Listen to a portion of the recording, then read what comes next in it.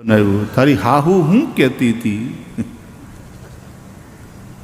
આ વાત માટે મને ક્ષમા કરજો, પણ મોટા ભાગની દીકરીઓના સંસાર બગડતા હોય તો વધારે પડતી દીકરીની માનું જે ડિસ્ટર્બન્સ છે ને ત્યાં હાહરામાં એને એમ ધણી સંભળાવી દે અને ધણિયાણી સાંભળી લે, ક્યારેક સાસુ સસરાનું સાંભળી લે, પણ એ વહુ બરાબર હાહરામાં જામી ગઈ છે, બરાબર એમાં ફિટ થઈ ગઈ, उसमें घुल मिल गई. અને ખબર છે કે આ મારી વહુવારું છે, મારી દીકરી છે. ઘણીવાર વહુવારું હોય તો એ થોડુંક રોઈ લે, બે આહુડા પાડી લે, ધણીની પાસે પોતાનું હૈયું ઠાલવી લે જ્યારે બંને જણા એકાદમાં મળે ત્યારે. પણ એમ કંઈ છૂટાછેડા લેવાની વાતો ન કરે, એમ સમજે સંસાર છે હાલ્યા કરે. અને પછી એની માવું તે એવી સમજદાર હતી કે કદાચ હારે જાય ને આવું કે બેટા સંસાર છે એમાં સહન તો કરવું પડે. માવું પણ એવી રીતે સમજાવતી. અટણા જ્યારથી મોબાઈલ ફોન થયા છે ને, ઓલી હજી હારે નથી ગઈ, દીમાં 15 વાર ફોન કરે દર અડધો કલાકે. શું કરે છે, શું કરે છે, આજે હું બનાવ્યું, તારી હાહુ હું કહેતી હતી. આ વાત માટે મને ક્ષમા કરજો, પણ મોટા ભાગની દીકરીઓના સંસાર બગડતા હોય તો વધારે પડતી દીકરીની માનું જે ડિસ્ટર્બન્સ છે ને ત્યાં હાહરામાં એને કારણે.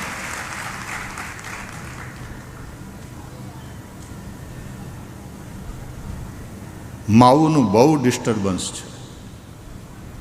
એ અમારે ત્યાં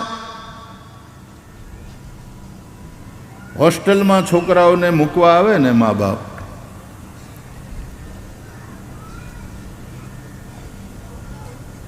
પછી એની માં રડતી હોય, છોકરાની માં રડતી હોય, રડે, સ્વાભાવિક છે, માં છે.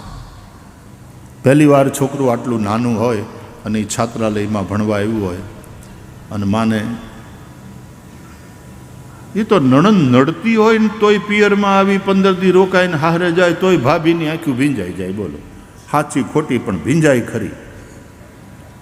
બેન તમે પાછા ક્યારે આવશો? તો એના છોકરાને મૂકવા આવે એટલે માં રડતી હોય, પુરુષ થોડો માથે હાથ ફેરવીને બધું સમજાવતો હોય. અમારે 9 વર્ષ ચાલુ થાય ને, નવું સત્ર, એટલે એ પછીનો 1 મહિનો રડવાની સિઝન હોય. જ્યાં જ્યાં ગુરુકુળ ચાલે સ્વામી બધાને આમ જ હોય, 1 મહિનો રડવાની સિઝન ચાલે. પછી મોટા છોકરા હોય ને, મોટા વિદ્યાર્થી, એ ઓલા નાના છાના રાખતા હોય, એ મોટા ભાઈઓ એને સંભાળે કે જો અમે આવ્યા ત્યારે અમને પણ પહેલાં તો બહુ રડવું આવતું હતું, નહોતું ગમતું, પણ પછી હવે અમને સમજાય છે કે અહીંયા રહીને ભણવું એમાં આપણું બહુ કલ્યાણ છે, અહીંયા જે મળે છે આપણને ક્યાંય નહીં મળે. આવું આવું એને મોટા ભાઈઓ એને સમજાવે. પણ એ માવુંને કહેવામાં આવ્યું હોય કે તમારે અઠવાડિયામાં ખાલી 1 વાર વાત થશે અને 10 મિનિટ માટે. કોઈને મોબાઈલ રાખવાની છૂટ નહીં. ટીવી અઠવાડિયામાં 1 વાર જોવા મળશે, મોટા સ્ક્રીન ઉપર દેખાડીએ. દેખાડવા જેવી જે બધી સિરિયલ હોય, ચાણક્ય જેવી, એ બધું દેખાડવામાં આવે. આનંદ કરે છોકરાઓ, અને આનંદમાં એને જલસો કરાવવામાં કોઈ વાતની ખામી નહીં રહેવા દેવા. મોજ કરે છોકરા.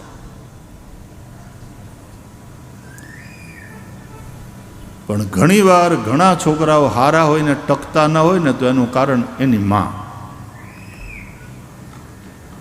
આમ એની માનો વાંકે નથી, કારણ કે એ માં છે, પણ કારણમાં પાછી એની માં હોય છે, એ હકીકત. મને હવે ગમતું નથી ને આમ ને તેમ, અહીંથી ઓલું છોકરું રડતું હોય, પછી છોકરું હાવ ખોટી ફરિયાદો અમુક કરે, કારણ કે એને રહેવું ન હોય, એને વયું જવું હોય, આવું બધું થાય. એટલે એ જ રીતે દીકરી હારે ગયા પછી પણ જરાક ધ્યાન રાખવાનું. કદાચ દીકરી એવું કંઈ ફરિયાદ કરે ને તો એ દીકરીની માં સમજદાર હોય તો એણે કહેવાય બેટા સંસાર છે, એડજસ્ટ થવાનું, બેટા એડજસ્ટ થવાનું, ધીમે ધીમે ધીમે એડજસ્ટ થવાનું. દીકરીને આ શીખવાડવાનું. છોકરાઓ ભણ્યા ગણ્યા અને આપણે એને સ્વતંત્રતા આપી દીધી, પણ એટલી બધી સ્વતંત્રતા આપી દીધી કે હવે છોકરાઓ કે એમ આપણે કરીએ છીએ. આપણે કહીએ એમ છોકરા નથી કરતા. છોકરાઓને ઘેર છોકરા થાય ને મોટા થાય ને પછી છોકરાઓ કે એમ કરવાનું હોય. આપણે પછી વાનપ્રસ્થાશ્રમમાં હોઈએ અને આપણે પછી 70-75 છોકરાઓએ બધું સંભાળી લીધું, પછી કે એમ કરવાનું. એ વાત બરાબર. એક બાપાને કોઈએ પૂછ્યું કેમ છો, તો કે આપણે જલસાઓ. કેમ? તો કે દીકરા બાપ અને પત્ની ગુરુ, આપણે આનંદ છે કે હવે દીકરા બાપ, હવે હું બાપ નથી, હવે દીકરા બાપ. એ કે એમ કરવાનું. દીકરા ક્યારેક વઢી લે, બાપા તમને ખબર ન પડે, તમે મૂંગા બે હો, એવું કહી દે. બોલો, એમને અમારું કામ કરવા દો. તો વચ્ચે આમ વચ્ચે બોલો માં કે દીકરા બાપ અને પછી ઘરવાળી ગુરુ,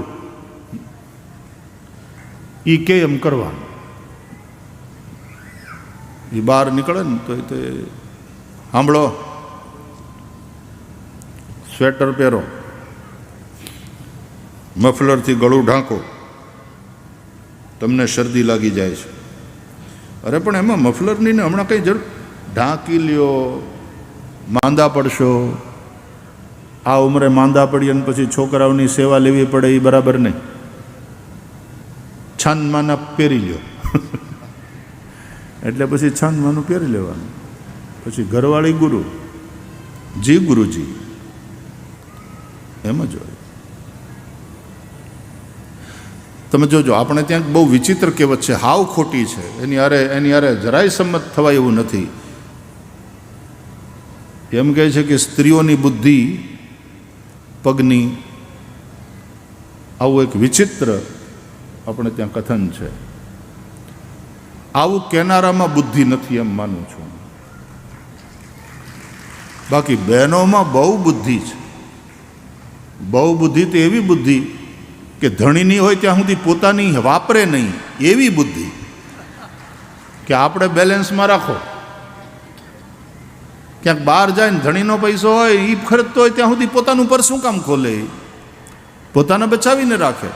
એ જેમ પૈસા બચાવીને રાખે એમ બુદ્ધિ બચાવીને રાખે. બહેનોની પાસે બુદ્ધિ નથી એમ નહીં, બહુ છે. બહુ એટલે બહુ છે. વાપરતી નથી કે ધણીને વાપરવા દો હમણાં. એટલે પછી 60-70 વર્ષે પુરુષે એટલી બધી બુદ્ધિ વાપરી નાખી હોય કે પછી ખર્ચાઈ જાય, પછી પાછલી ઉંમરે રહે નહીં. એટલે પછી એની પાસે જ્યારે બુદ્ધિ બચી ન હોય ત્યારે ધીમેથી ડોહીમાં પર્સ કાઢે, પોતાનું પાકીટ ખોલે, પછી એની બુદ્ધિથી હાલવાનું. પછી દાદા એ જ કે જે દાદીમાં કહે એ જ કરે. એટલે પછી હવે એ ઉંમરે એ ગુરુ. એટલે એ દાદા કહેતા હતા કે આપણે આનંદ છે, ભગવાનની દયા. છોકરાઓ બાપ અને પત્ની ગુરુ, આનંદ છે. ભગવાનનું નામ લઈએ છીએ, કથામાં આવીએ, સત્સંગ કરીએ. રિટાયર્ડ એટલે હાવ રિટાયર્ડ, કોઈ ચિંતા જ નહીં. છોકરા પૂછે, કંઈ સલાહ માગે તો આપવાની, નહીં તો અનુભવે શીખશે. માર ખાશે ને શીખશે. ઘણી વાર આપણે શીખવાડી ન શકીએ, એને માર પડે ને, કે ને આપણે ત્યાં કહેવત છે, વાર્યા ન વળે એ હાર્યા વળે. એ અનુભવથી શીખશે. આપણી જ્યાં જરૂર હોય ત્યાં, નહીં તો બહુ માથાકૂટ કરવી નહીં.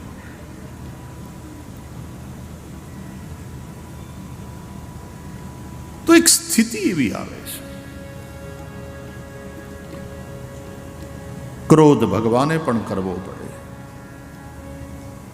નહીં તો ભગવાન સ્વરૂપથી શાંત છે. પણ એ ભગવાન નારાયણ પણ નરસિંહ બને ત્યારે ક્રોધ તે કેવો ક્રોધ, તપ્યા તે પણ કેવા તપ્યા. ભાગવત તમે વાંચો, બધાએ સ્તુતિ કરી, બ્રહ્માદિ બધા જ દેવતાઓએ સ્તુતિ કરી છે, પણ ભગવાનનો ક્રોધ શાંત થતો નથી. હિરણ્યકશિપુને મારી નાખ્યા પછી હિરણ્યકશિપુનો ઉદ્ધાર થઈ ચૂક્યો છે, પણ ભગવાનનો ગુસ્સો, નરસિંહનારાયણનો ક્રોધ, એમની ઉગ્રતા.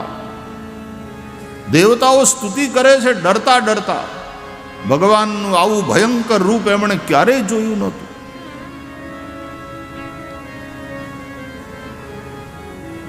બ્રહ્માજીએ લક્ષ્મીજીને બોલાવ્યા અને કહ્યું, માતાજી તમે સ્તુતિ કરો, અમારાથી તો આ શાંત થતા નથી. એટલે લક્ષ્મીજી આવ્યા, હમણાં કરી દઉં. પણ જ્યાં લક્ષ્મીજી આવ્યા સામે અને લક્ષ્મીજી કંઈક બોલવા જાય, કંઈક કહેવા જાય, પણ લક્ષ્મીજીએ પહેલાં તો જોયું ને ગભરાણા કે આ મારા ઈ છે. અને પછી એક ગર્જના કરી તો લક્ષ્મીજી બેભાન થઈને પડી ગયા. એટલે બ્રહ્માજીએ કહ્યું, આમને પાણી છાંટો, હવે આમને સંભાળો. કોઈથી ભગવાન નરસિંહ શાંત થયા નહીં. પછી જેને માટે ભગવાન આવ્યા હતા એ પ્રહલાદજીને કહ્યું,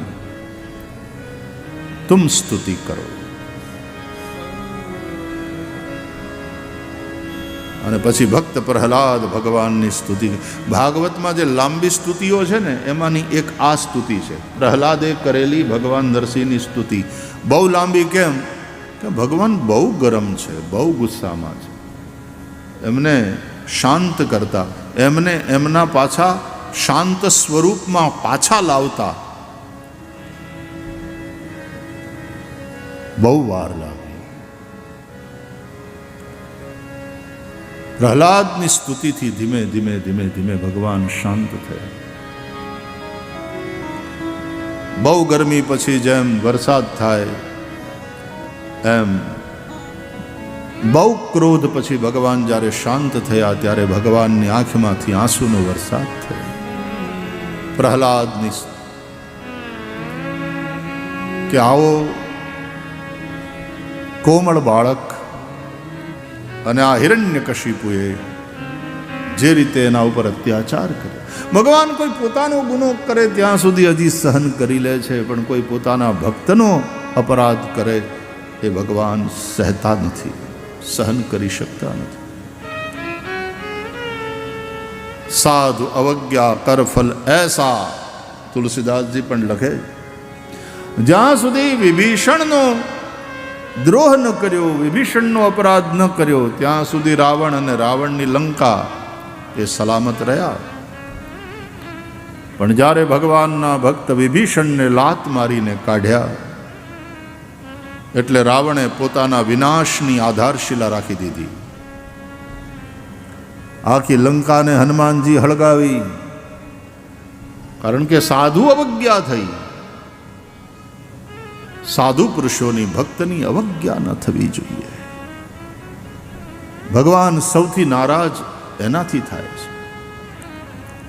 મહાપુરુષોની અવજ્ઞા ન કરો, સાધુ પુરુષોની અવજ્ઞા ન કરો, ભક્તની અવજ્ઞા ન કરો. ભગવાન પોતાનો અપરાધ સહન કરી લે છે, પોતાના ભક્તની અવજ્ઞા ભગવાન સહન કરતા નથી. વિદુરજી જ્યાં સુધી હસ્તિનાપુરમાં હતા કૌરવોની સાથે, ત્યાં સુધી કૌરવો આ બધું કરતા રહ્યા ખોટા કામ, પણ તો એનો નાશ નહોતો થયો. વિદુરની વાતને કૌરવો માનતા નહોતા. વિદુર જે હિતના વેણ કે કૌરવો માનતા નહોતા, પણ ત્યાં સુધી એનો નાશ ન થયો. નાશ ક્યારે થયો? કે જ્યારે વિદુરને કાઢી મૂક્યા. વિદુર હસ્તિનાપુર છોડીને જતા રહ્યા એટલે કૌરવોએ પોતાના વિનાશની આધારશિલા રાખી. વિદુર એક સાધુ પુરુષ છે. વિદુરના રૂપે સાક્ષાત ધર્મ. એને જ્યારે જાકારો આપ્યો ત્યારે કૌરવોનો નાશ થયો. ધર્મને સાંભળીએ, ધર્મને પૂછીએ અને ધર્મ જે કહે એ વાતને ન માનીએ ત્યાં સુધી તે હજી ઠીક છે. ધર્મ પ્રત્યે આદર તો રાખીએ, ધર્મ પ્રત્યે શ્રદ્ધા રાખીએ, એનું માનતા નથી. પણ જે દિવસે ધર્મનો અનાદર થયો તે દિવસે વિનાશ. જે દિવસે ધર્મને કાઢી મૂક્યો તમે તે દિવસે વિનાશ. વિદુરજી જ્યારે નીકળી ગયા, સ્વયં ધનુર્દ્વારે નિધાય માયામ, ભાગવતમાં વર્ણન છે. પોતાના શસ્ત્રોને દ્વાર ઉપર છોડીને વિદુરજી હસ્તિનાપુર છોડીને જતા રહ્યા. અને ત્યારથી કૌરવોના વિનાશની આધારશિલા પડી. કૌરવોનો નાશ થયો. વિભીષણને લાત મારીને કાઢ્યો રાવણે, અને રાવણે પોતાના વિનાશની આધારશિલા રાખી. તો સાધુ હોય, સંત હોય, ભક્ત હોય, એનો અપરાધ નહીં. હિરણ્યકશિપુએ ભક્ત પ્રહલાદનો અપરાધ કર્યો, ભગવાનથી સહન ન થયું. ભગવાન છે તો સ્વરૂપથી શાંત, શાંતાકારમ ભુજગ શયનમ, પણ આજે એટલા બધા ક્રોધિત થયા. એટલે સંતો કહે છે ભગવાન શાંત છે, પણ ભગવાનના ભક્તો પ્રશાંત છે. કૃષ્ણ શાંત, પણ સુદામા પ્રશાંત. ભાગવતમાં સુદામાનો જે પરિચય છે, કૃષ્ણસ્યાસિત સખા કશ્ચિત બ્રાહ્મણો બ્રહ્મવિત્તમ વિરક્ત ઇન્દ્રિયાર્થેષુ પ્રશાંતાત્મા જીતેન્દ્રિય.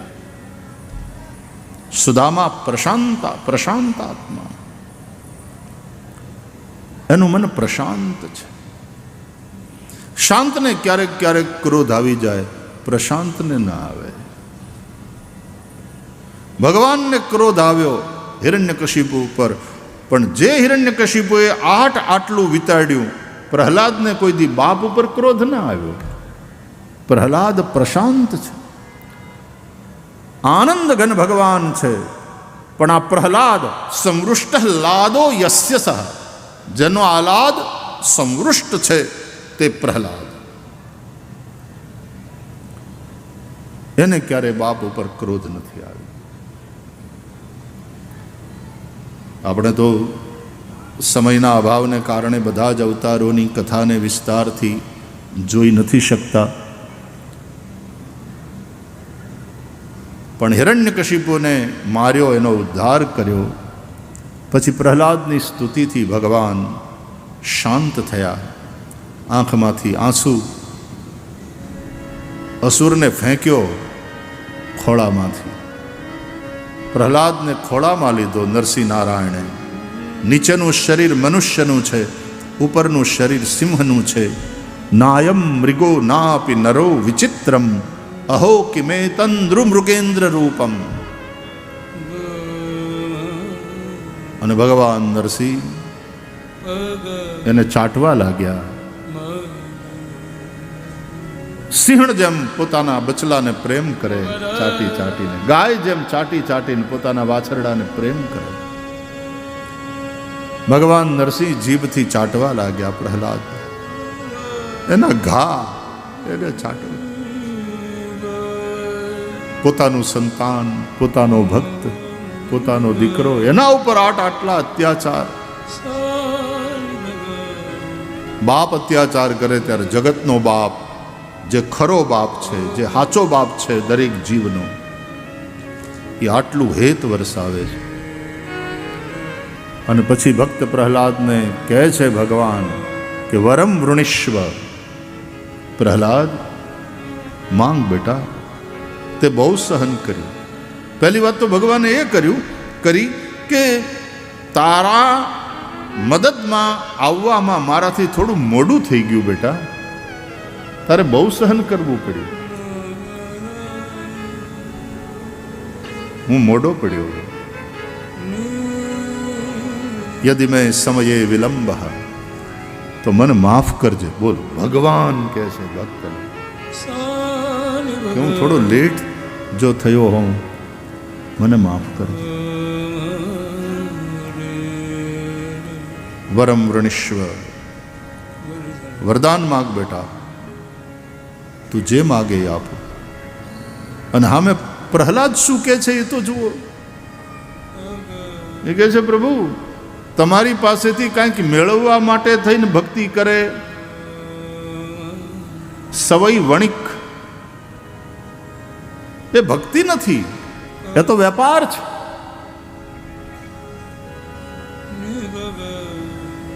નારાયણ આપના દર્શન થયા, આપનો પ્રેમ મને મળ્યો, મારે બીજું કંઈ જોતું નથી.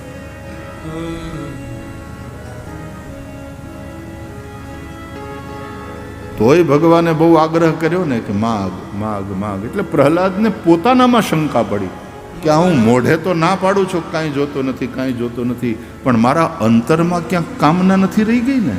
અને ભગવાન તો અંતર્યામી છે, એમને ખબર પડી ગઈ હોય કે આ મોઢેથી ના પાડે છે, પણ હકીકતમાં અંદરથી એને ઈચ્છા છે, કંઈક કામના મારી અંદર છે.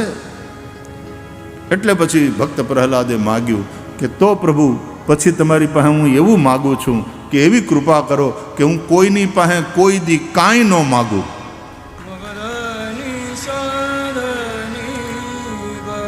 કામાનામ હૃદય સંરોહમ ભવતસ્તુ વૃણેવરમ. મારા મનમાં જે કંઈ કામના હોય, કામનાનો અંકુર આપે જ્યાં કંઈ જોયો હોય, હે મારા નાથ, એ કામનાના અંકુરને ઉખાડી ફેંકો. હું કોઈ દિવસ કોઈની પાસેથી કાંઈ ન માગું, કોઈ પણ પ્રકારની આવી ઈચ્છા નહીં. ભગવાન ભગવદ્ ગીતામાં કહે છે કે આવો જે કામના રહિત, કોઈ પણ પ્રકારની કામના નહીં, એવો જે મારો ભક્ત છે, જે આત્મતૃપ્ત છે. યસ્તુ આત્મરતિરેવ સ્યાદ આત્મતૃપ્તશ્ચ માનવ આત્મની એવ ચ સંતુષ્ટઃ તસ્ય કાર્યમ ન વિદ્યતે. એવા ભક્તને માટે પછી સંસારમાં કોઈ કર્તવ્ય નથી, પછી એને કાંઈ કરવા પણ રહેતું નથી. એને પિતૃઓનું શ્રાદ્ધબાદ પણ કરવા જેવું રહેતું નથી. કારણ એવા ભક્ત થકી એના પિતૃનો ઉદ્ધાર થઈ જ ગયો છે. આગલી પેઢીના અને પાછલી કેટલી પેઢીના પિતૃઓને એણે તારી દીધા, એને કશું જ કરવા પણ નથી. તસ્ય કાર્યમ ન વિદ્યતે. પણ કોણ? યસ્તુ આત્મરતિરેવ સ્યાત. જેની પોતાના આત્મામાં જ રતિ છે, પ્રેમ છે, જે આત્મારામ છે. આત્મની એવ ચ સંતુષ્ટ. જે પોતે પોતાના આત્મામાં સંતુષ્ટ છે, જે પોતે પોતાનામાં તૃપ્ત છે. એ કોઈ એજન્ડા નથી રાખતો, એ કોઈ કામના નથી રાખતો. નો ડિઝાયર્સ. ચાહ ગઈ ચિંતા ગઈ મનવા બે પરવા, जिनको कछु न चाहिए वो શાહન કે શાહ. આપણે કોઈને પ્રેમ કરીએ ને કોઈની હારે નાતો રાખીએ એ પણ કંઈક ને કંઈક સ્વાર્થથી, એમાં આપણો એજન્ડા હોય છે. તુલસીદાસજીએ લખવું પડ્યું, સુર નર મુનિ સબ કી યહી રીતિ, સ્વાર્થ લાગી કરે સબ પ્રીતિ. સંસારમાં તો કવિ ગંગ કહે છે કે માત કહે મેરો પુત સપુત હે, બેની કહે મેરો સુંદર ભૈયા, तात કહે મેરો હે કુલ દીપક, લોક में लाज अधिक बढ़ैया, पत्नी કહે મેરો પ્રાણપતિ, जिनके जाके में लेव बलैया. પણ આ બધાય સંબંધો ક્યાં સુધી? કવિ ગંગ કહે સુન શાહ અકબર, जिनकी गांठ सफेद रुपैया, जिनकी गांठ सफेद रुपैया. આપણને કામ લાગશે, આપણને આપશે, અને પછી એને માટે થઈને તમે એને પ્રેમ કરો, એના વખાણ કરો. સંસારમાં આવું થાય છે. ભગવદ્ ગીતામાં ભગવાન જેને કહે છે આત્મતૃપ્ત, આત્મની એવ ચ સંતુષ્ટ, જે આત્મારામ પોતાના આત્મામાં જ રમે છે. યસ્તુ આત્મરતિરેવ સ્યાદ આત્મતૃપ્તશ્ચ માનવ આત્મની એવ ચ સંતુષ્ટ તસ્ય કાર્યમ ન વિદ્યતે. એવા આત્મારામ પુરુષને માટે પછી કોઈ કર્તવ્ય રહેતું નથી. જેનો આત્મા તૃપ્ત એટલે પરમાત્મા તૃપ્ત. બહુ કહ્યું ભગવાને, ત્યારે પ્રહલાદજી એવું કહ્યું, કામાનામ હૃદય સંરોહમ ભવતસ્તુ વૃણેવરમ.